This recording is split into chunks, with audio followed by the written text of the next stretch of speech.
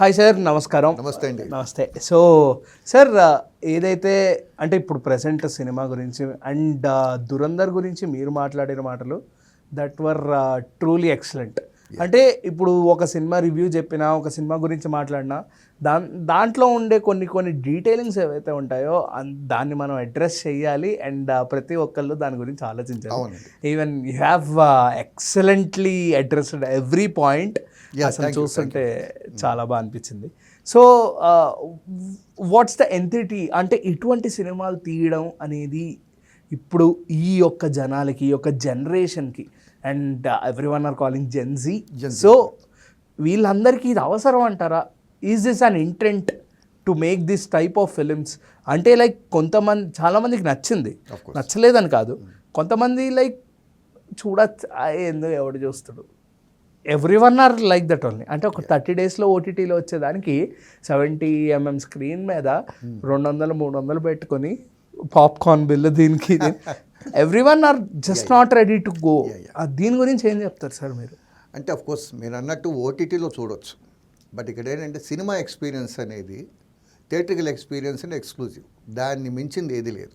Okay, one thing, ఇప్పుడు మీరు ఓటీటీలో చూడడం అంటే మీకు థియేట్రికల్ ఎక్స్పీరియన్స్ రాదు. ద సరౌండ్ స్పీకర్స్, ఆ ఫీలు, బిగ్ స్క్రీన్, ఇవన్నీ మీకు ఒక నార్మల్ స్క్రీన్లో మీరు ఎంజాయ్ చేయలేరు అది. సో ఇట్లాంటి ఒక లెజెండరీ మూవీస్ అనాలి చెప్పాలంటే. దురంధర్ లాంటివి ఎప్పుడోసారి వస్తాయి, ఇలాంటివి చాలా అరుదుగా వస్తుంటాయి. బాహుబలి, RRR, దురంధర్ ఇట్లాంటి పిక్చర్స్ని ఏమిటంటే మనం చిన్న స్క్రీన్లో ఏం చూస్తామండి, ఆ గ్రాఫిక్ గ్రాండ్యూర్స్ అన్నీ కూడా మనం ఎంజాయ్ చేయాలంటే థియేటర్కి వెళ్ళాలి. కాబట్టి థియేటర్లో చూస్తే దానికి ఉన్నటువంటి క్రేజ్ అర్థమవుతుంది, దానికి ఉన్నటువంటి గొప్పతనం మనకు అర్థమవుతుంది. ఒక చక్కని గ్రాఫిక్స్ దేంట్లో అయినా కూడా, ఇప్పుడు నేను చెప్పిన 3 సినిమాల్లో కూడా ఇది తక్కువది కాదు. If you really need to enjoy those movies, if you are real movie buff, you need to go to the theatre and enjoy it. ఓటీటీలు వచ్చేస్తాయి, అది దాంట్లో సమస్య లేదు, సందేహం లేదు కూడా. కానీ మీకు నిజమైన ఫీలింగ్ అనేది థియేటర్ మీద చూసినప్పుడు మీకు అది తెలుస్తుంది. ఓకే, థియేటర్లో చూడాలి, ఇట్లాంటి సినిమాలు చూడాలి, థియేటర్లో చూడాలి, ఓటీటీలో చూడొచ్చు. అండ్ సార్, అందులో అడ్రస్ చేసిన ఒకే ఒక మెయిన్ పాయింట్ అబౌట్ డెమానిటైజేషన్. ఆ డెమానిటైజేషన్ గురించి మాట్లాడాలంటే, అంటే సినిమా వచ్చి చాలా రోజులు అయిపోయింది ఆల్మోస్ట్, కానీ ఇంకా హ్యాంగ్ ఓవర్ ఏంటంటే అసలు డెమానిటైజేషన్ జరిగింది దీనివల్ల, అసలు ఈ పాయింట్ మీద డెమానిటైజేషన్ అనేది అప్లై అయిందా అనే ఆ సినిమా చూస్తున్నప్పుడు అనిపిస్తుంటే లిటరల్లీ దీని గురించి డబ్బులు అనేవి ఆపేశారా? అండ్ ఒక్కసారి షాక్ అయిపోయాం, ఎందుకంటే ప్రీవియస్గా చూసాం ఈజ్ లైక్ ఏదో పాత నోట్లు కదా, కొత్త నోట్లని బదిలీ చేస్తున్నారేమో అనుకున్నాం, కానీ దీని వెనకాల ఇంత స్టోరీ ఉందని అసలు తెలీదు. సో దీని గురించి మీరు ఏమంటారు? యాక్చువల్లీ ఇప్పుడు ఇది ఏంటంటే డిమానిటైజేషన్ ఏదైతే ఉందో, అంటే నోట్ల రద్దు జరిగింది. ఆ రద్దు వెనకాల కొన్ని దేశానికి సంబంధించి, దేశ భద్రతకు సంబంధించి కానీ, మన ఈ బ్లాక్ మనీ అరికట్టే విషయంలో కానీ, కొన్ని ఫేక్ కరెన్సీస్ని కంట్రోల్ చేయడం, దీనికి సంబంధించిన ఒక ఆస్పెక్ట్ ఉంది. ఇప్పుడు మనకు దురంధర్లో చూసిన దాంట్లో ఎగ్జాగరేషన్ ఏం లేదు, కొంతవరకు నిజం. సో దాంట్లో చూపించింది ప్రతి ఒక్కటి నిజమా కాదా అనేది పక్కన పెట్టాను, ఎందుకంటే ఫిక్షన్ అది. Let us take Dhurandhar as a fiction. But మనకు డిమానిటైజేషన్ జరిగింది, నోట్ల రద్దు జరిగింది వాస్తవం. నోట్ల రద్దు జరగడానికి ముందు కశ్మీర్ ప్రాంతంలో ప్రతి శుక్రవారం కొన్ని వందల మంది కుర్రవాళ్ళు రోడ్ల మీదకి వచ్చి ముసుగులు వేసుకుని ఈ భద్రతా దళాల మీద రాళ్ళు విసిరేవాళ్ళు. ఓకే, ఈ ఇంటెలిజెన్స్ సమాచారం ప్రకారం ఏమిటంటే వాళ్ళలో ఒక్కొక్కరికి 500 రూపాయల నోట్లు ఇచ్చి వాళ్ళని రాళ్ళు వేయమని చెప్పి చేసేవాళ్ళు. ఈ టెర్రరిస్ట్ ఫండింగ్ కూడా ఫేక్ కరెన్సీ ఒక సాధారణంగా మారిందని ఒక ఇంటెలిజెన్స్ రిపోర్ట్ ఉండేది ఆ టైంలో. ఓకే, సో దీనివల్ల ఫేక్ కరెన్సీ అప్పటికే ఇబ్బడి ముబ్బడిగా దేశంలోకి వచ్చింది, ఎంత వచ్చిందని తెలియదు, లెక్కపత్రం లేదు. సో పరిస్థితుల్లో ఆర్బీఐ సంప్రదించి ఆర్బీఐ ఆదేశాల ప్రకారమే ప్రైమ్ మినిస్టర్ గారు తీసుకున్నారు ఈ నోట్ల రద్దు అనేది ఫేక్ కరెన్సీని కర్టైల్ చేయడానికి. అంతేనగా జెన్యూన్గా నిజాయితీగా సంపాదించి కూడబెట్టుకున్న వాళ్ళ పొట్టగొట్టడానికి మాత్రం కాదు. అది ఆయన కూడా చెప్పారు, మోదీ గారు దాంట్లో చెప్పారు, అప్ని మెహనత్ సే జో కమాకే బచాతే హే ఉన్కు కుచ్ ఠేస్ నహీ పహుంచేగా, వాళ్ళకేం ఇబ్బంది రాదు. ఇది కేవలం ఫేక్ కరెన్సీ లేకపోతే నల్లధనం ఇట్లాంటి బ్లాక్ మనీ వీళ్ళని కర్టైల్ చేయడానికే ఫేక్ కరెన్సీని. ఈ నోట్ల రద్దు అనేది కేవలం బీజేపీ గవర్నమెంట్ టైంలో కాదు, అంతకుముందు ఇందిరాగాంధీ రిజిమ్లో కాంగ్రెస్ హయాంలో కూడా 2-3 సార్లు నోట్ల రద్దు అనేది జరిగింది. ఓకే. ఇది కొత్తదేమి కాదు. నోట్ల రద్దు జరగడం అనేది ఒక సిస్టంలో భాగం. ఓకే. ఇన్ఫ్లేషన్ని కంట్రోల్ చేయడానికి, అవును, ఈ ఫేక్ కరెన్సీని కంట్రోల్ చేయడానికి, ఇట్లా కొన్ని గవర్నమెంట్ దేశాన్ని నియంత్రణలో ఉంచడానికి వాళ్ళు ఇట్లాంటివి చేస్తారు. అది వాస్తవం. కానీ సామాన్య ప్రజలకు దాని డెప్త్, దాంట్లో ఏముంటుందనేది ఈ సినిమా ద్వారా కొంతవరకు అర్థమైంది వాళ్ళు. అర్థమైంది. ఓకే. సో అంటే సార్ ఏదైతే పాకిస్తాన్ వాళ్ళు అంటే లైక్ వాళ్ళు ప్లాన్ చేసేవన్నీ కూడా ఇప్పుడు మనం సినిమాల్లోనే చూస్తున్నాం కాబట్టి నార్మల్గా జనరల్ ఆడియన్స్కి కూడా ఒక ఒపీనియన్ ఉండిపోయింది ఏంటంటే, ఇప్పుడు వాళ్ళు పవిత్రత కోసం నిన్న దేవుడు పిలుస్తున్నాడు, నువ్వు ఇవి చేస్తే మంచి జరుగుతుంది, ఇవి చేస్తే ఈ డైలాగ్స్ అన్నీ ఇన్ ద రియాలిటీలో నిజంగానే ఉంటాయా లేకపోతే ఏంటి? దీని గురించి మీరు ఏం చెప్తారు? ఈ యొక్క ఏదైతే ఇండియా మీద వార్స్ కానీ లేకపోతే ఈ బాంబ్ బ్లాస్ట్లు మన హైదరాబాద్లో కూడా చాలా చూసాం మనం. జరిగాయి. సో దీని గురించి ఏం చెప్తారు మీరు? దీన్ని ప్రాక్సీ వార్ అంటారు.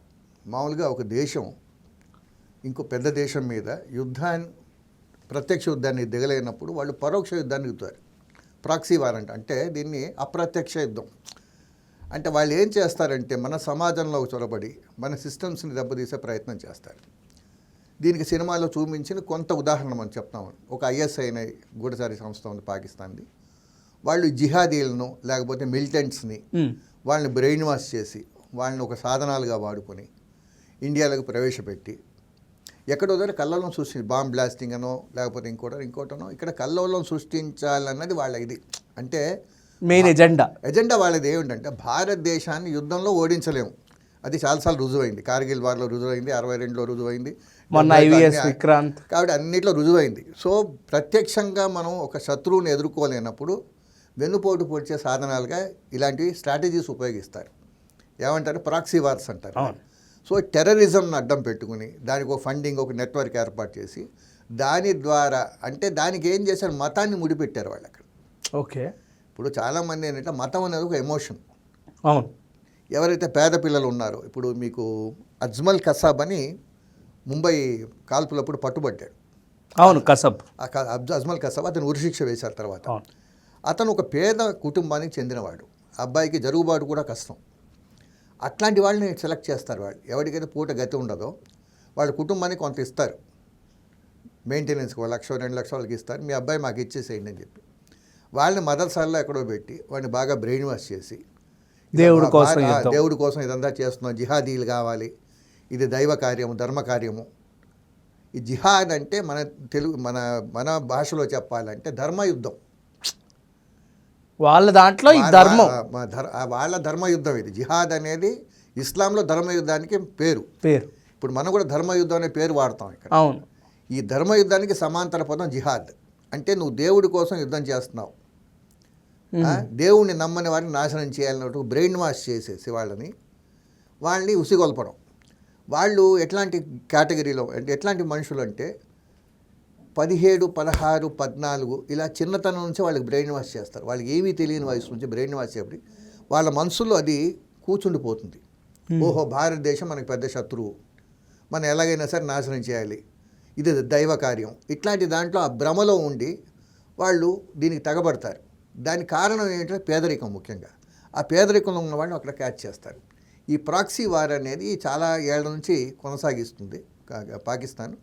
సినిమాలో చూపించింది చాలా మట్టుకు అంటే ఫిక్షనల్గా కాకుండా వాస్తవంగా జరుగుతుంది అది. దీన్ని ఎవరు కాదండి. ఎందుకంటే మన పహల్గాం కాల్పులప్పుడు చూసాం. అవును. వచ్చారు వాళ్ళు ఎవరిని అడిగారు? మతం గురించి అడిగి మరీ కాల్చారు వాళ్ళు. అంటే అక్కడ ఏమిటంటే మీరు హిందువా కాదా అని తేల్చుకుని, అంటే వాళ్ళ ఉద్దేశం ఏమిటంటే ఆ విద్వేషాన్ని రెచ్చగొట్టడం. అవును సార్. ఇప్పుడు అంటే ఏమిటంటే విద్వేషాన్ని రెచ్చగొట్టడం. అంటే ముస్లింలు వేరు, హిందువులు వేరు, విద్వేషాన్ని రెచ్చగొట్టడానికి ఈ సోకాల్డ్ జనం ఎవరైతే ఉన్నారో టెర్రరిస్టులుగా మొదలుపడిన వాళ్ళు పనిచేస్తుంటారు. వాస్తవంగా జనసామాన్యంలో అంటే ఒక యావరేజ్ పబ్లిక్లో ముస్లిం పాకిస్తాన్లో కూడా 30 లక్షల మంది హిందువులు ఉన్నారు. అవును, ఇప్పటికే ఉన్నారు. చాలా మంది రీల్స్ కూడా పెడుతూ ఉంటారు. గుళ్ళు ఉన్నాయి, అక్కడ జరుగుతుంది. సామాన్యులకు ఈ గొడవలతో సంబంధం లేదు. అక్కడ వాళ్ళు కలిసిమెలిసి ఉంటారు, అక్కడ జరుగుతూ ఉంటుంది. అక్కడ హింగ్లా మాత గుడి అని ఉంది పాకిస్తాన్లో. హింగ్లా మాత గుడికి దీనికి వెళ్తాం. శివరాత్రి ఉత్సవాలు జరుగుతుంటాయి, వినాయక చవితి ఉత్సవాలు జరుగుతుంటాయి. ఈ సామాన్య ముస్లింలకి సామాన్య హిందువులకి ఎటువంటి గొడవలు లేవు, భేదాలు లేవు. ఇదంతా రాజకీయ ప్రేరితమైనటువంటి కుట్ర. అంటే అక్కడ ఉండే రాజకీయ నాయకులు వాళ్ళ స్వార్థాల కోసం ఈ విద్వేషాలను రెచ్చగొట్టి ఈ జిహాదీల పేరుతో వాళ్ళని భారతదేశం మీద ఉసిగలుగుతున్నారు. అట్లాగా ఇది జరుగుతోంది, ఇది వాస్తవం. ఇది ఇప్పటికీ జరుగుతుంది. మీకు పహల్గామే ఉదాహరణ. అవును, ఇప్పుడు మనకు ఇట్ ఈజ్ ఓపెన్ సీక్రెట్. ఇదేమిటంటే తెలిసిన పుస్తకం, ఇందులో దాచాల్సింది అవసరం ఏమీ లేదు. పహల్గాంలో జరిగింది అదే. సర్జికల్ మనకి ఇక్కడ గోకుల్ బ్లాస్ట్ అయింది, గోకుల్ చాట్లో బ్లాస్ట్ అయింది, అమాయకులు చచ్చారు.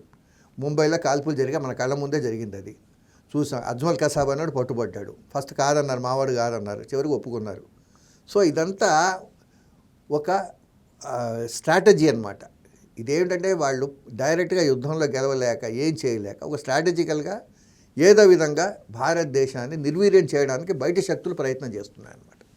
సార్, అంటే ఇప్పుడు మీరు తెరిచిన పుస్తకం అన్నారు, కానీ ఆ పుస్తకంలో ఇంకా తెలియని కొన్ని పాయింట్స్, ఇంకా జనాలకు తెలియని చాలా ఉన్నాయి. If you want to address one thing about that, అంటే మనం రీసెంట్గా దురంధర్ పక్కన పెడితే మన కేరళ స్టోరీస్ అని ఒక సినిమా వచ్చింది, కేరళ స్టోరీస్ 2. హిందూ అమ్మాయిలని ముస్లిం అబ్బాయిలు ప్రేమించి కడుపు చేసి వాళ్ళు ఎట్లాగైనా ముస్లిం ఓడే పుడతారు కాబట్టి పక్కన పడేసి వాళ్ళని ఆ బలోచో, పాకిస్తాన్లో ఉన్న ఇతరితర రాష్ట్రాలు ఏవైతే ఉన్నాయో, కజకిస్తాన్, దీనికి అమ్మేస్తున్నారు ఆ అమ్మాయిల్ని. సో ఇవన్నీ అంటే ఇంకా ఇలాంటివి ఎన్ని ఉన్నాయి సార్? అంటే మీకు తెలిసినంత వరకు ఇది ఒక ఎగ్జాంపుల్, దురంధర్ ఒక ఎగ్జాంపుల్. ఈ రెండు కాకుండా ఇంకేమన్నా ఉన్నాయా సార్? అంటే ఒకటి సమాజంలో ఇప్పుడు మనకు బయటకు వస్తేనే కొన్ని బయటపడతాయి, కొన్ని లోపల ఉన్న విషయాలు తెలియదు మనకి. ఇక్కడ కొన్ని కుట్రలు జరుగుతున్నాయి, అది కుట్రలు కొన్ని బయటపడుతున్నాయి మనకి. ఇప్పుడు కాశ్మీర్లో దాదాపు 90s ఈ కాశ్మీర్ తీవ్రవాదం మొదలైంది. దాదాపు అక్కడి నుంచి కాశ్మీరీ పండితుల్ని దాదాపు 1,00,000 పైగా ఆ టైంలో వాళ్ళు వచ్చి జమ్మూలో, ఢిల్లీలో తలదాచుకున్నారు. అది వాస్తవం. అక్కడ ఇప్పుడు కాశ్మీర్ పండిట్స్ కాశ్మీర్లో 0 సంఖ్య. ఒకప్పుడు 30,000 లక్ష మంది ఉండేవాళ్ళు శ్రీనగర్లో, హిందూస్. ఇదే కాశ్మీరీ పండితులు, హిందువులు అనుకున్నారు. వాళ్ళు ఇప్పుడు అక్కడ వాళ్ళ సంఖ్య ఏమాత్రం లేకుండా పోయింది. ఎందుకంటే ప్రాణభయం ఉంది అక్కడ. Not from all the Kashmiris. Kashmir files కూడా సినిమా చూసాం. అదే కాశ్మీరీ ఫైల్స్లో చెప్పింది ఏంటంటే, కాశ్మీరీలందరూ దుర్మార్గులు కాదు. ఒక సెక్ట్ ఆఫ్ పీపుల్ ఎవరైతే ఉన్మాదం తలకెక్కిన కొంతమంది వల్ల వీళ్ళకి థ్రెట్ ఉంది. కానీ అదేదో దెబ్బలు కొట్టి పోతారనేది కూడా కాదు. ప్రాణహాని ఉంది వాళ్ళకి, ప్రాణాలకి ప్రమాదం. అక్కడ ఉంటే వాడు పోతాడు, ఎలాగైనా చనిపోతాడు. సో ఆ భయానికి కొన్ని వేల మంది శరణార్థులుగా మన దేశంలో బతుకుతున్నారు. ఇప్పటికీ వాస్తవం ఏమిటంటే జమ్మూ ప్రాంతంలో కాశ్మీరీ పండితులు చాలామంది శరణార్థులు ఢిల్లీ ప్రాంతంలో బ్రతుకుతున్నారు. ఇది వాస్తవం. ఇది ఎందుకంటే ఇది అంతర్జాతీయ మీడియా గమనించింది. అక్కడ ఏమిటంటే ఈ తీవ్రవాదం అనేది, అది చెప్తున్నా, ప్రత్యక్ష శత్రువు మీద యుద్ధం తేలిగ్గా చేయొచ్చు బార్డర్ అవతల నుంచి. కనిపించకుండా ఉన్న శత్రువుతో ఎలా యుద్ధం చేస్తాం? ఇక్కడ కనిపించకుండా మన సమాజంలోనే శత్రువులు చాలామంది ఉన్నారు. ఈ దురంధర్ 1లో అదే అజిత్ దోవల్ క్యారెక్టర్, అవును, అజయ్ సన్యాల్ మాధవన్ ఒక మాట అంటాడు, భారతదేశానికి ప్రథమ శత్రువులు భారతీయులే, రెండవది పాకిస్తాన్. అంటే ఇక్కడ అంతర్గత శత్రువులు చాలామంది ఉన్నారని అని చెప్తాడు. అంటే మన మధ్యనే ఉంటూ మనకు ద్రోహం చేసేవాళ్ళు, అక్కడ మతంతో సంబంధం లేదు, మన వాళ్ళు కూడా ఇక్కడ మన సమాచారాన్ని బయటికి అమ్మేసిన వాళ్ళు చాలామంది ఉన్నారు డబ్బులకి. సో ఇక్కడ ఈ అంతర్గత శత్రువులు ఎవరైతే ఉన్నారో అలా దేశంలో చాలా చోట్ల వీళ్ళు ఉన్నారు. వీళ్ళ ఎజెండా ఒకటే, భారతదేశము సుసంపన్నంగా, శాంతియుతంగా, సుభిక్షంగా ఉండకూడదు. వీళ్ళ వెనకాల కొన్ని అంతర్జాతీయ హస్తాలు పనిచేస్తుంటాయి. ఎందుకంటే ఇప్పుడు ఒక బలమైన శక్తిగా ఎదుగుతుంది భారత్. అవును, దాదాపు ఒక 10-15 ఏళ్ళ నుంచి. అవును, ఎకనామికల్గా మనం బలపడితే పక్కన చైనాకి కానీ పాకిస్తాన్కి కానీ అది it is not a good thing for them. ఎందుకంటే ఎక్స్పోర్ట్ ఇంపోర్ట్స్ అయిపోతాయి. ఇప్పుడు ఎకనామికల్గా బలపడతాం, సైనిక పరంగా బలపడతాం. సో విల్ బికమ్ మన మాట చెల్లుబాటు అవుతుంది ఇక్కడ. అవును. So they don't want be second fiddle to play. రెండవ స్థాయి పౌరులు ఎవరికి ఉండటం లేదు. రెండోది ఏమిటంటే ఆర్థికంగా ఎదుగుతుంటే ఇప్పుడు మనం సమాజంలో పక్కవాడు ఎవడైనా మనకు మించి సంపాదించుకుంటే అసూయ అనేది ఏర్పడుతుంది. అవును. వాడి మీద ఏదో విధంగా డైరెక్ట్గా ఇండైరెక్ట్గా అటాక్ చేస్తుంటాం. అవును. ఇదే స్ట్రాటజీ దేశాల మధ్య కూడా ఉంటుంది ఇప్పటికీ. కాబట్టి ఈ జియో పాలిటిక్స్ అనేది చాలా పెద్ద సబ్జెక్ట్. ఆ జియో పాలిటిక్స్లో భాగంగా అంతర్గతంగా దేశాన్ని అస్థిరం చేసేటటువంటి కుట్రలు ఎప్పుడు జరుగుతుంటాయి, ఎప్పటికీ జరుగుతూ ఉంటాయి, అది ఆగదు. అండ్ ఇంకోటి సార్, లైక్ ఏంటంటే అందరికీ ఒక మేజర్ డౌట్, పాకిస్తాన్ అనేది ఇండియాలో ఒక రాష్ట్రం లాగా ఉంటుంది. మేబీ ఒక ఢిల్లీతో కంపేర్ చేసుకోవచ్చు, ఒక ముంబైతో కంపేర్ చేసుకోవచ్చు, బెంగళూరు, చెన్నై, వాటెవర్, హైదరాబాద్. సో ఒక రాష్ట్రాన్ని కోల్చడానికి, అంటే ఒక రాష్ట్రంలో ఉండే ఆ దేశాన్ని కోల్చడానికి ఇంత పెద్ద 29 స్టేట్స్ ఉన్నాయి. ఇండియా ఇప్పటికీ ఎందుకు వాళ్ళ ముందు అంత సైలెంట్గా వాళ్ళంతా తెగించి ముందుకు వస్తుంటే మనం ఎందుకు ముందుకు వెళ్ళలేకపోతున్నాం? ఎందుకంటే దీని కూడా దీనే చెప్తున్నా, జియో పొలిటికల్ రీజన్స్ ఉంటాయి. ఒక దేశం ఇంకో దేశం మీదకి యుద్ధం ప్రకటించాలంటే చాలా అవసరం ఉంటుంది, దానికి చాలా నేపథ్యం కావాలి. ఇప్పుడున్న పరిస్థితుల్లో భారతదేశం ఎదుగుతుంది. It is becoming the 3rd largest economy in the world. Okay. ఏ దేశమైనా కూడా యుద్ధానికి అనవసరంగా వ్యయం చేయాలని కోరుకోదు. అది పాకిస్తాన్ అయినా కావచ్చు, ఇండియా అయినా కావచ్చు, ఎవరైనా కావచ్చు, unless otherwise a real threat. Okay sir. And ఇంకోటి, మీరు అంటే మనం ఇప్పటిదాకా మంచి సీరియస్గా టాపిక్కి వెళ్ళిపోయాం, but you are a film journalist and writer. So ఇప్పుడున్న సినిమాల గురించి, ఇప్పుడున్న సినిమా కల్చర్ గురించి మీరు ఆల్రెడీ ఒక ఎరా చూస్తారు, ఒక 3 to 4 ఎరాస్ మీరు కళ్ళకు కట్టినట్టు విట్నెస్ చేశారు. మన తెలుగులోనే మాట్లాడుకుంటే ఎన్టీఆర్, ఏఎన్ఆర్ గారి యొక్క పర్ఫార్మెన్స్ కానీ, కృష్ణరాజు గారు, కృష్ణ గారి పర్ఫార్మెన్స్ కానీ, చిరంజీవి గారు, నాగార్జున గారు, బాలకృష్ణ గారు, వెంకటేష్ గారి పర్ఫార్మెన్స్ కానీ, ఇప్పుడు ప్రభాస్ గారు, అల్లు అర్జున్ గారు, ఎన్టీఆర్ గారు, రామ్ చరణ్, వాటెవర్. సో ఇంత అంటే కల్చర్ ఎక్కడి నుంచి ఎక్కడికి చేంజ్ అయింది, ఇది ఒక గుడ్ సైన్ అంటారా? ట్రాన్స్ఫర్మేషన్ అనేది ఇప్పుడు ఏంటంటే, ఇప్పుడు ఈ ట్రాన్స్ఫర్మేషన్ అనేది తప్పదు. ఒక డికేడ్ నుంచి ఇంకో డికేడ్కి మనం మారుతున్నప్పుడు టేస్ట్ మారిపోతుంటాయి. ఒక జనరేషన్కి ఉన్న టేస్ట్ ఇంకో జనరేషన్కి ఉండవు. ఇప్పుడు రామారావు గారు, ఏఎన్ఆర్ గారు వాళ్ళు కెరీర్ స్టార్ట్ చేసినప్పుడు ఎక్కువగా కథాబలం, సంగీతం వీటికి ప్రాధాన్యత ఉండేది, స్టార్డమ్ ఉండేది కాదు. ఇప్పుడు అప్పట్లో పాతాళ భైరవి, దేవదాస్, మాయాబజార్, అప్పట్లో జనము మిస్సమ్మ, గుండమ్మ కథ ఇట్లాంటి వాటిలో ఏమిటంటే కథ బ్రహ్మాండంగా ఉండేది, కథకు తగినట్టు హీరోలు దానికి మౌల్డ్ అయిపోయేవాళ్ళు, చక్కని పాటలు విందుగా ఉండేది. అంటే అప్పటి జనరేషన్ దాన్ని ఎంజాయ్ చేసింది. ఇప్పుడు ఎంజాయ్ చేస్తున్నారు అఫ్కోర్స్, క్లాసిక్స్ కొంతమంది చూస్తూ ఉంటారు, ఆల్ టైమ్ క్లాసిక్స్ అవి. తర్వాత ఈ టెక్నాలజీ పెరుగుతూ వచ్చింది, జనం ఏమంటారంటే వేగం పెరుగుతుంది. 80s నుంచి ఒక ట్రెండ్ మొదలైంది. అప్పట్లో పాప్ కల్చర్ మొదలైన తర్వాత డిస్కో డ్యాన్సర్ ఇట్లాంటి పిక్చర్స్ వచ్చాయి, హిందీలో కానీ తెలుగులో కానీ. ఒక డిస్కో కల్చర్ అనేది 80s నుంచి స్టార్ట్ అయింది. People enjoyed it. మన చిరంజీవి గారు బ్రహ్మాండమైన డిస్కో డ్యాన్సులు చేసి అదరగొట్టారు అప్పట్లో చాలా పిక్చర్స్లో. తర్వాత 80s, 90sకి వచ్చారు, ఇంకో మలుపు తిరిగింది, బ్రేక్ డ్యాన్స్ అంటారు. సంగీతం, ఆ బ్రేక్, ఈ సిస్టమ్ అంతా 90s నుంచి కొనసాగింది. సో ఒక ప్రతి 10 ఏళ్లకు 15 ఏళ్లకు ఒక చేంజ్ వస్తుంది. People enjoyed, spectators. ఇప్పుడు ఆ ప్రేక్షకులు కొత్త దాన్ని అందిపుచ్చుకుంటూ వచ్చారు. ఇప్పుడు రామారావు గారి పిక్చర్స్ చూసిన తర్వాత రామారావు గారు, ఏఎన్ఆర్ గారు స్టెప్స్ ప్రారంభించారు. ఆయన డాన్స్ అనేది ఆయనతో మొదలైంది. ఏఎన్ఆర్ గారి ట్రెండ్ తర్వాత చిరంజీవి గారి ట్రెండ్ బాగా ముందుకు తీసుకెళ్ళారు. తర్వాత దాన్ని ఇంకా చాలా అడ్వాన్స్కి వచ్చిందనమాట. ఒక డ్యాన్స్ కానీ, ఒక ఫైట్స్ కానీ, పాటలు కానీ, ప్రజలు ఏంటంటే కొత్తదనం కోరుకున్న దీంట్లో డైరెక్టర్స్ దాన్ని ఇంకా కొత్త మౌల్డ్ చేసుకుంటూ ఇంకా దాన్ని ఎలివేట్ చేసుకుంటూ వచ్చారు. ఇప్పుడు దాని తర్వాత గ్రాఫిక్స్ వచ్చాయి. ఇప్పుడు ఒకప్పుడు కోటి రామకృష్ణ గ్రాఫిక్స్లో ఉద్దండులు అనేవాళ్ళు.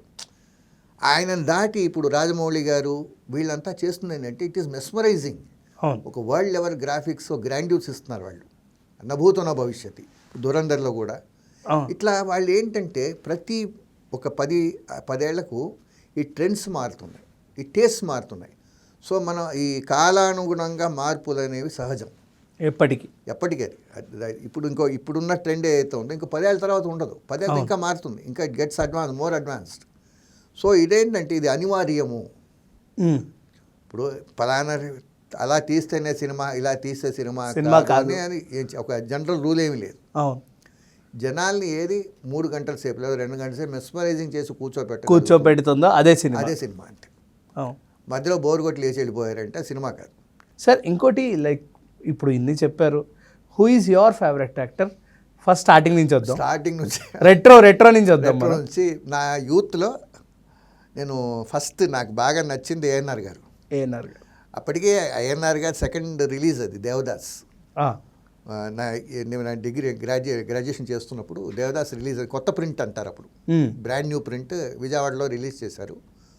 నేను సరే మా అమ్మగారు చెప్పేవాళ్ళు పాటలు బాగుంటాయి, చిన్నప్పుడు గ్రామ్ ఫోన్లో పాటలు విన్నాం, దేవదాస్ పాటలు వినేవాళ్ళం. సో సరే పాటలు బాగున్నాయి అంటే చూసేద్దాన్ని వెళ్ళాను.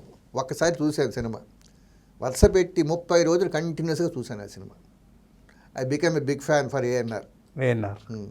ఆ డైలాగ్స్ కానీ, ఆ పాటలు కానీ, ఆయన యాక్షన్ కానీ అలా.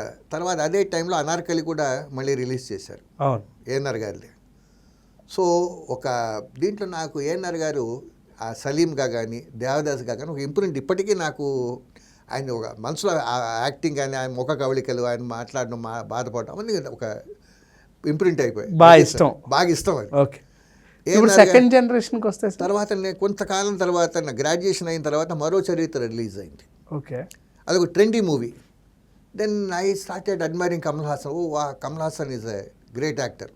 సో కొంతకాలం అట్లాంటి ఏఎన్ఆర్ గారు వదిలిపెట్టలేదు. ఏఎన్ఆర్ గారు కంటిన్యూ అవుతూ అట్లాగే నా యంగ్ చైల్డ్హుడ్లో we used to admire NTR garu. పౌరాణికం కానీ, జానపదాలు కానీ, ఆ లెజెండరీ మూవీస్ అవన్నీ. ఎందుకంటే గండికోట రహస్యం అట్లాంటి పిక్చర్స్, కంచుకోట అవన్నీ అసలు కత్తి తిప్పడం అంతా కూడా రామారావు గారు, అదొక మెస్మరైజింగ్ థింగ్. ఎందుకంటే ఇక్కడ మనకి పర్టికులర్గా ఈయన బాగుంటాను ఏం లేదు మాకు. మాకు అద్భుతం కత్తి పట్టడం రామారావు గారు, అంతే. పాతాస్ ఏఎన్ఆర్ గారు, బాగా యూత్ఫుల్ యాక్షన్ కమల్ హాసన్, ఇట్లా ఉండేది. స్టైల్ రజనీకాంత్ అట్లాగా ప్రతి వాళ్ళని ఎంజాయ్ చేశాడు. ఇది ఫ్యాన్ మెయిల్ ఇట్లా కన్ఫైన్. ఎంజీఆర్ గారు కూడా చేశారు. ఎంజీఆర్ పిక్చర్స్ చూశాను. అప్పటికంటే నేను చూసినప్పుడు ఎంజీఆర్ గారు అప్పటి పిక్చర్స్ మానేశారు. ఆయన పాత పిక్చర్స్ నేను తమిళనాడులో ఉండగా, చెన్నైలో ఉండగా చూశాను. Okay. But such a versatile actor. వాళ్ళంతా మహానుభావులండి. వాళ్ళకి చెప్పాలంటే ఒక పెద్ద పెద్ద పుస్తకాలు రాయాలి వాళ్ళ గురించి. ఇప్పుడు ఈ 4 పిల్లర్స్ని మనం చూసుకుంటే ఏదైతే చిరంజీవి గారు, నాగార్జున గారు, బాలకృష్ణ గారు, వెంకటేష్ గారు, ఈ 4 పిల్లర్స్లో మీకు బాగా నచ్చిన యాక్టర్ ఎవరు అండ్ నచ్చిన డాన్సర్ ఎవరు? నాకు నలుగురు నచ్చుతారు. ఎందుకంటే 90స్లో 80స్లో కూడా డ్యాన్సులు, ఫైట్లు, చిరంజీవి గారి పిక్చర్స్ కంటే నేను పర్టికులర్గా దానికే వెళ్ళాను. అద్భుతమైన డ్యాన్స్. తర్వాత వెంకటేష్ గారి పిక్చర్స్, ఆయన పిక్చర్స్ ఒక ఫ్యామిలీ టైప్ ఓరియంటెడ్, అవి నచ్చేవి. తర్వాత ఇంకా నాగార్జున గారి సంగతి చెప్పనక్కర్లేదు. Shiva of course one of my favourite movies. అది దాదాపు నేను థియేటర్లో 10 సార్లు చూస్తుంటాను. గీతాంజలి ఆఫ్ కోర్స్, నిన్నే పెళ్ళాడతా అవన్నీ ఏంటంటే అన్నమయ్య, ఇంకా అన్నమయ్య ఆఫ్ కోర్స్, అన్నమయ్య తర్వాత శ్రీరామదాసు. నేను కొంచెం మెస్మరైజింగ్ అనమాట. దీంట్లో మీరు అన్నారు 4 పిల్లర్స్ అని, ఏ పిల్లలు లేకపోయినా అది ఉండదు. Because they committed to such works. ఇప్పుడు నాగార్జున గారు కానీ, చిరంజీవి గారు కానీ, బాలకృష్ణ గారు కానీ, వాళ్ళు they have done their own, వాళ్ళ కంట్రిబ్యూషన్ అంటూ ఉంది. ఇప్పుడు ఆ పిక్చర్ని ఆయన లేకుండా ఊహించలేము. ఇప్పుడు మంగమ్మ గారి మనవడు ఉన్నాడు, ఆ క్యారెక్టర్కి బాలకృష్ణ ఇంకెవరిని ఊహించలేము. అక్కడ యూ కెనాట్ ఇంకో క్యారెక్టర్ పెట్టడం కాదు. ఆదిత్య 369 బాలకృష్ణ ఉండాలి అక్కడ. బాబాయ్ అబ్బాయి అనే పిక్చర్ కామెడీలో చేశారు బాలకృష్ణ గారు, ఆయన ఉండాలి. అట్లాగే ఏమిటంటే వాళ్ళు దాంట్లో ఒదిగిపోయారు క్యారెక్టర్స్. ఇప్పుడు అన్నమయ్య అన్నారు, అక్కడ చాలామందికి అన్నమయ్య కనిపిస్తారు, నాగార్జున గారు కనిపించరు. ఇప్పుడు వెంకటేష్ గారి ఫ్యామిలీ పిక్చర్స్, సుందరాకాండ, చంటి ఇట్లా చాలా పిక్చర్స్, రాజా అట్లా ఆ పిక్చర్స్ అన్నీ కూడా బొబ్బిల్ రాజు ఏదైనా కూడా ఇది కాదు, ఇది సినిమా కాదు అంటే ఆయన కూడా దాంట్లో క్యారెక్టర్లో వాళ్ళు ఇన్వాల్వ్ అవ్వడం. ఎందుకంటే స్టిల్ ఇప్పటికీ మనం టీవీలో వచ్చినా కూడా కొంతసేపు అయినా నేను చూస్తాను. వెంకటేష్ గారు. వెంకటేష్ గారిని కానీ నాగార్జున గారి, చిరంజీవి గారిని కానీ. అన్నమయ్య వచ్చిందంటే ఇక నేను టీవీ పక్కన కూర్చుంటాను టీవీ ముందు. ఎందుకంటే దాదాపు ఇప్పటికీ ఒక 50 సార్లు చూసుంటానేమో అన్నమయ్య స్టిల్ అన్నమయ్య గారు, రామదాస్ కానీ. బట్ నాకు ఆ ఫీల్ ఉంటుంది ప్రతిసారి చూసినప్పుడు. ఫస్ట్ టైం చూసిన ఫీలే ఉంటుంది నాకు. అండ్ ఇప్పుడు ఈ కరెంట్ జనరేషన్లో మీకు బాగా నచ్చిన యాక్టర్ ఎవరు? నాకు అంటే పర్టికులర్గా నేను పర్సనల్ ఫేవరెట్ అంటే అందరూ నచ్చుతారు నాకు. Because everybody has got their own talent. Me personal favourite? నా పర్సనల్ ఫేవరెట్ జూనియర్ ఎన్టీఆర్. ఆయన ఎందుకు నచ్చుతాడంటే బేసికల్గా నేను I connect him to senior NTR గారు. పౌరాణిక సినిమాల్లో ఒక ఐకానిక్ లెజెండ్ ఎవరైనా ఉన్నారంటే ఎన్టీఆర్ గారు. ఆయన మించిన వాళ్ళు లేరు. ఆయన వారసత్వాన్ని పుణిగి పుచ్చుకొని చాలా పౌరాణిక డైలాగ్స్ అద్భుతంగా చెబుతాడు అతను. I really admire. నేను యమదొంగ మోహన్ బాబు గారిది ఏమంటివి అని ఆ డైలాగ్ ఉంది, రామారావు గారిది. అది దీంట్లో మళ్ళీ ఆ డైలాగ్ పెట్టారు. అట్లాంటి వాటిని చూసిన తర్వాత అతను చాలా ఈజీగా ఉంటుంది డ్యాన్స్ చేయడంలో కానీ దీంట్లో కానీ. ఎందుకు అతను ఎక్కువగా నచ్చుతారు, మిగతా వాళ్ళు నచ్చడానికి కాదు. లైక్ ఎన్టీఆర్ గారి దీని మూలంగా. ప్లస్ మనకి ఒక్కొక్కడు ఇప్పుడు నాగ చైతన్య ఉన్నాడు. కొన్ని మనంలో I really like him the way he behaves. Young ఇదిగా ట్రెండీగా ఉంటాడు అబ్బాయి. So that I like him. అట్లా ఒక్కొక్కటి ఒక్కొక్క పిక్చర్లో వాళ్ళ క్యారెక్టర్స్ని బట్టి నేను వాళ్ళని జడ్జ్ చేస్తాను. ఎందుకంటే వాళ్ళు దాంట్లో ఒదిగిపోతారు. వాళ్ళు లేకపోతే ఇంకా సినిమా. రామ్ చరణ్ మగధీరాలో ఆయన ఏమిటంటే ప్రభాస్ గారు బాహుబలి. అట్లాగా ఒక్కొక్క క్యారెక్టర్స్లో వాళ్ళు ఒదిగిపోవడం చూస్తుంటే దీనికి బాహుబలికి ఇతనే, మగధీరకి ఇతనే, పుష్పకి అతనే, అల్లు అర్జున్. అట్లా ఎవరికి వాళ్ళు ఏంటంటే we cannot compare. Everybody has got their own talent. వాళ్ళు కూడా they hold it over time. Exactly. ఇప్పుడు అల్లు అర్జున్ బిగినింగ్కి యాక్టింగ్కి ఒక పుష్ప దగ్గరికి వచ్చేటప్పటికి చాలా మెచ్యూరిటీ ఉంది, చాలా డెడికేషన్ ఉంది. That is not easy. ఒక్కరోజు తమాషాగా వచ్చేది కాదు అది.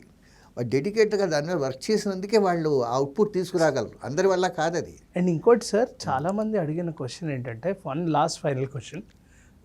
ప్రతి ఒక్కళ్ళు మన రామాయణ టీజర్ అనేది రిలీజ్ అయింది. రణబీర్ కపూర్ గారు రాముడిగా, సాయి పల్లవి గారు సీతగా, యష్ గారు రావణుడిగా చేస్తున్నారు. అండ్ నితీష్ తివారీ గారు ప్రొడ్యూసర్ దానికి.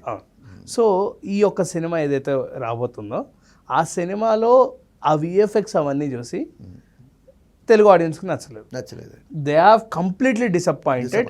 అండ్ ప్రతి ఒక్కళ్ళు సోషల్ మీడియా ప్లాట్ఫామ్లో రాజమౌళి గారిని ట్యాగ్ చేసి నీకు కనిపించిన రాముడే నాకు కనిపించాలి, we are eagerly waiting for Mahesh Babu garu to watch as Rama in Varanasi.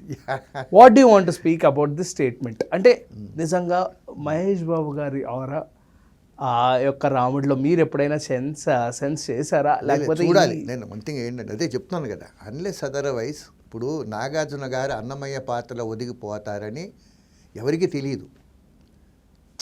Because he was ఒక మంచి ఫాలోయింగ్ ఉన్న యంగ్ హీరో, మంచి రొమాంటిక్గా చేశారు ఆయన.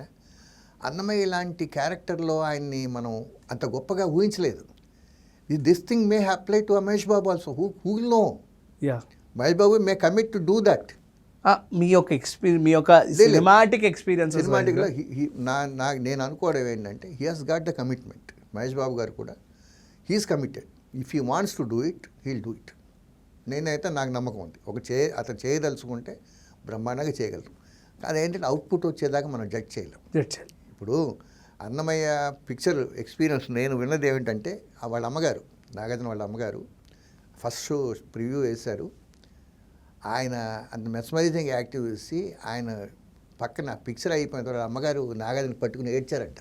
అవును, చెప్పారు. కళ్ళనీళ్ళు పెట్టుకున్నారు ఆవిడ. అంటే షీ డింట్ ఈవెన్ ఎక్స్పెక్ట్ అబ్బాయి ఇంత బాగా చేస్తారని ఆవిడ ఎక్స్పెక్ట్ చేయలేదు. అక్కడ నాగార్జున చూడలేదు ఆవిడ. అన్నమయ్య చూసి అంటే అంత మెస్మరైజింగ్ యాక్టింగ్. వారణాసిది కూడా గ్లిమ్ షాట్ వచ్చింది, మీరు చూసే ఉంటారు. నంది మీద త్రిశూలం పట్టుకుని అది చూసినప్పుడు what's your experience? No anything, one thing, both are legendaries. Mahesh Babu garu is Rajamouli ఇద్దరు ఒక మంచి యాక్టరు, మంచి అద్భుతమైన డైరెక్టర్ కాంబినేషన్లో we can expect mesmerising things. ఇప్పుడు ఏదో సాదాసీదాగా తీసి జనం మీదకి వదిలే రకాలైతే కాదు. అవును. He is uncompromising and Rajamouli is uncompromising. Because both are uncompromising, it will come out to best అవుట్పుట్టే వస్తుంది. How can you expect normal output కాదు కదా అది. It's natural, it's going to happen. People will see it on screen shortly.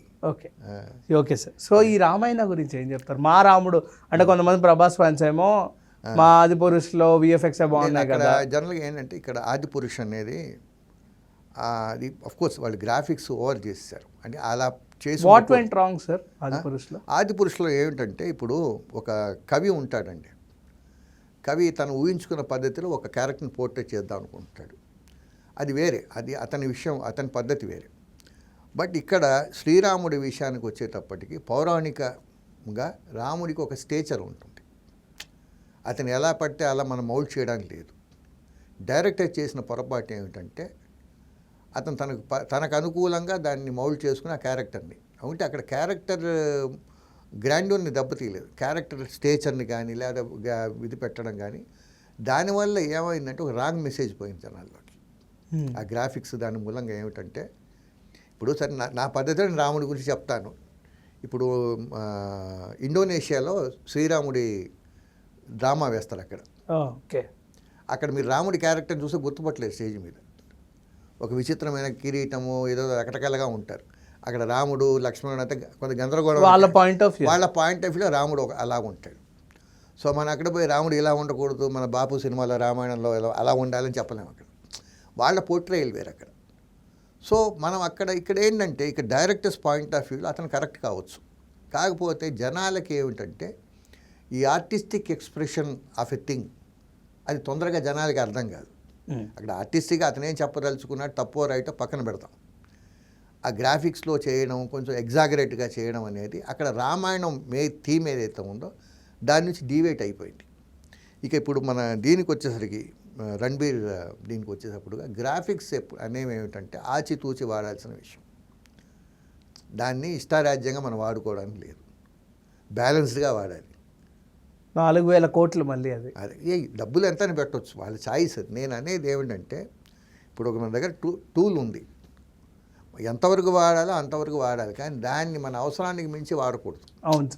ఇప్పుడు graphics ఏది స్థాయిలో ఎంతవరకు అవసరం అంతవరకు వాడుకో, అంతే వాడుకో. మెయిన్ ఏమిటంటే ఒక రామాయణాన్ని ప్రజల ముందుకు తీసుకెళ్తున్నప్పుడు దాని ఉదాత్తత అని అంటారు. తెలుగులో ఉదాత్తత అన్న మంచి పదం. దాని యొక్క గొప్పతనం ఉంటుంది. You should present as it is, దాంట్లో కాంప్రమైజ్ కావద్దు. ఓకే. సో సార్ ఇంకొకటి, రాజమౌళి గారి ఫర్ ఎవర్ డ్రీమ్ మహాభారతం అది అవుతుందంటారా? అంటే మీ యొక్క ఎక్స్పీరియన్సెస్ వైజ్గా, అంటే ఇప్పుడు ఎలాగో నాగ అశ్విన్ గారు కల్కిలో కొంచెం చూపించారు, బట్ కంప్లీట్గా చూపించట్లేదు. హీఈస్ వాంట్ టు షో కల్కి ఆఫ్ కోర్స్ 10వ అవతారం చూపించాలని తన పాయింట్, అందుకని మహాభారతం తెచ్చారు. బట్ రాజమౌళి గారు థాట్ అది కదా, కంప్లీట్గా మహాభారతం చెయ్యాలి అనే కంకణం కట్టుకొని కూర్చున్నారు. బట్ అది అవ్వట్లేదు. అది అవుతుందంటారా? అసలు అవ్వదా? లేదు, అది చాలా పెద్ద ప్రాజెక్ట్ అవుతుంది. It is the largest scale project అది. ఎందుకంటే మహాభారతం అనేది చాలా విస్తారమైన సబ్జెక్ట్. అది 2 గంటల్లో చూపించాలంటే 3 గంటలు 4 గంటల్లో వర్కౌట్ కాదు. అది సిరీస్ లాగా తీయాల్సింది, సీక్వెల్స్ తీయాల్సిందే. Part 1, part 1, part 2, part 3, part 4, part 5 ఇలా కావచ్చు. అది అంత సబ్జెక్ట్ ఉంది మహాభారతంలో. అది అంత ఈజీగా తీయడం, దానికి చాలా టైం డెడికేట్ చేయాల్సి వస్తుంది, చాలా వర్క్ చేయాల్సి ఉంటుంది. కోర్స్ రాజమౌళి గారు is capable of doing that, but it is time consuming factor. And second thing, it is a vast subject. ఎందుకంటే మనకి టీవీ మహాభారతం వచ్చింది, మనకి దీంట్లో కూడా సినిమాల్లో మహాభారతం బిట్స్ కింద శ్రీకృష్ణ పాండవీయం అని, తర్వాత ఇట్లా బిట్స్గా మాయాబజార్ అట్లా కొన్ని తీశారు. కంప్లీట్ మహాభారతం ఒక సినిమాకి ఇంతవరకు ఎవరు తీయలేరు. ధైర్యం కూడా ఎవరు చేయాలి. ధైర్యం ఇప్పుడు మహాభారతం కూడా ఇప్పుడు మనకి శ్రీమద్విరాట పర్వం వచ్చింది, తర్వాత కురుక్షేత్రం వచ్చింది, కృష్ణ గారిది, శోభన్ బాబు గారిది. అక్కడక్కడ మెయిన్ పాయింట్స్ తీసుకుని చేశారు. యాజ్ ఇట్ ఈజ్గా మహాభారతం మొత్తాన్ని ఒక కంప్లీట్ ఫుల్ స్కేల్లో తీయాలి, అది కూడా గ్రాఫిక్స్ మంచి మంచి కాస్టింగ్ పెట్టుకుని తీయాలంటే అది చాలా ఖర్చుతో కూడుకున్న వ్యవహారం ఒకటి, టైం కన్జ్యూమింగ్ ఫ్యాక్టర్ ఒకటి, చాలా ఇన్వాల్వ్మెంట్ కావాలి. ఆ ప్రాజెక్ట్ మీద ఉన్నప్పుడు వేరే ప్రాజెక్ట్ జోలికి వెళ్లకుండా చేయగలిగితే అవుతుంది. ఓకే. సో And ఈ sir? జస్ట్ ఈ విషయంలో ఇంకోటి చెప్తాను. ఇప్పుడు దురంధర్ అనేది మనం ఈరోజు చూస్తున్నాము. It is a 5 years project. 5 ఏళ్ళు వాళ్ళు కష్టపడితే ఈ అవుట్పుట్ వచ్చింది. ఒక దురంధర్ ఒక 4 గంటల సినిమాకి 4-3 ఒక 7 గంటల సినిమాకి 5 ఏళ్ళు గంటలు. కష్టపడ్డారు వాళ్ళు అవును. ఫిక్షనల్ క్యారెక్టర్స్కి. అలాంటిది Reality. రియాలిటీగా మన చరిత్ర. ఎంత ఎంత టైం పడుతుందో ఆలోచించుకోండి. ఓకే. సో సార్ అంటే నేను కొన్ని నేమ్స్ చెప్తాను. మీ యొక్క ఫిలిం అనాలిసిస్ వైజ్గా ఈ యొక్క మహాభారతం క్యారెక్టర్స్కి ఎవరు బాగుంటారు దేనికి అనేది మీ సైడ్ నుంచి చెప్తే I was happy. So Dharmaraju గారు అయితే ధర్మరాజు గారు అదే రాజమౌళి గారి ప్రాజెక్ట్లో ధర్మరాజు వాట్ ఎవర్ రాజమౌళి గారు కాదు మహాభారతంలో ధర్మరాజు గారు క్యారెక్టర్ ధర్మరాజు నాకు స్ట్రైక్ కావట్లేదు. బట్ భీముడి కింద what I feel is NTR will do best. భీముడి కింద జూనియర్ ఎన్టీఆర్. అర్జునుడి కింద మహేష్ బాబు. అర్జున్ ఇంకా నకుల్ సహదేవులు నాట్ బిగ్ క్యారెక్టర్. ఇంకా కృష్ణుడి విషయానికి వస్తే you need I think I choose Mahesh Babu between Krishna and Arjuna. Either he should be Krishna I should be Arjuna. కాబట్టి ఈ రెండిట్లో ఆయనకి ఏమన్నా ఛాన్స్ ఉంది. ఇక్కడ అర్జునకి చాలామంది క్యాపులు ఉన్నారు. మరి రామ్ చరణ్ వీళ్ళు చాలామంది ఉన్నారు. ఒకటేంటి మనం అనుకోవడం ఒకటేంటంటే కర్ణుడు చెప్పాలంటే నాకు ఇప్పుడు వాళ్ళు ప్రభాస్ గారు బాగుంటారు అనిపిస్తుంది. ఎందుకంటే చాలా emotional character. He can do that than anybody else. కల్కిలో చూసాము కర్ణుడిగా. ఎందుకంటే ఆయనకి ఆ మెచ్యూరిటీ, ఎందుకంటే వీళ్ళందరికంటే ఆయన పెద్దవాడు కాబట్టి హీల్ డూ ఇట్. కర్ణుడికి ఆయన చాలా యాప్ట్గా ఉంటారు. నకుల సహదేవులుగా you can take anybody because అంత ఇంపార్టెంట్ క్యారెక్టర్స్ కాదు. తర్వాత దుర్యోధనుడు అంటే నార్త్ నుంచి తీసుకోవాల్సిందే పక్క. దుర్యోధన అంటే లైక్ దుశ్శాసనం ఇలాంటి నెగిటివ్ క్యారెక్టర్స్ మన దగ్గర ఉన్నారు. మంచి మంది వీళ్ళు ఉన్నారు. కానీ సార్ భీష్ముడిగా నేను అనుకోవడం ఏంటంటే మన నాజర్ గారు బాగుంటారు. Nassar will do best for శకునికి. ఇప్పుడు చెప్పాలంటే ఆ టిపికల్ ఒకప్పుడు శకుని లాంటి క్యారెక్టర్స్ కోటా శ్రీనివాసరావు గారు అయితే బాగుండేది. ఆయన లేరు మన దురదృష్టవశాత్తు. అట్లాంటి క్యారెక్టర్స్ ఉన్నారు. ఇప్పుడు నాకు స్ట్రైక్ కావట్లేదు. ఓకే ఉంటారు. బట్ వన్ థింగ్ మనకి టాలెంట్కి కొదవలేదు. టాలీవుడ్లో హేమీలు ఉన్నారు. ఏ క్యారెక్టర్నైనా పండించగలిగే హేమీలు. ద్రౌపది ఎవరు sir final thing? Draupadi my choice will be I think Sai Pallavi అయితే బాగుంటుంది ద్రౌపదికి నేను అనుకుంటున్నాను. ఎందుకంటే అమ్మాయికి మీ థాట్లో నా థాట్లో సార్. అండ్ చాలా మాట్లాడేసాం. And thank you sir, thank you for your valuable time. నేను ఇప్పటివరకు చాలా తెలుసుకున్నాము అండ్ ఆడియన్స్ కూడా తెలుసుకున్నారు. మనస్ఫూర్తిగా కోరుకున్నాను. And thank you sir. Thank you very much. Thank you.